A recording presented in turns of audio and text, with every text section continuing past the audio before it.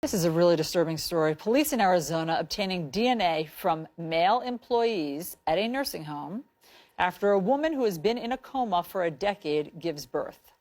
CNN's Sarah Seidner is live in Phoenix with all of the details. Oh, my God, Sarah.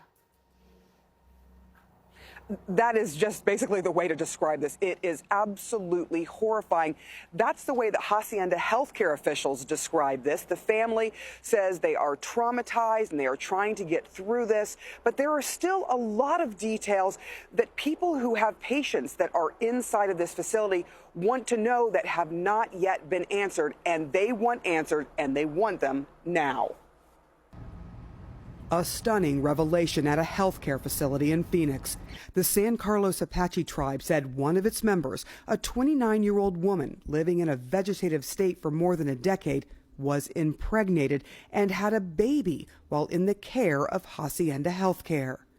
Legal analyst and attorney Brian Claypool says there is only one explanation for what happened. If the woman in Phoenix was in a vegetative state and she gave birth to a child, then she was raped because she could not have consented to a sexual relation. Karina Cessna, whose 22-year-old daughter is also a patient living at the facility, says she and another mother panicked when they heard about the case. We were just so scared because who knows what would happen if it was a staff member, if it was a family member, if it was a stranger. We have no idea. Cessna's daughter is unable to walk and barely able to talk after suffering brain damage, leaving her extremely vulnerable. What did you decide to do personally to make sure your daughter who's inside is safe?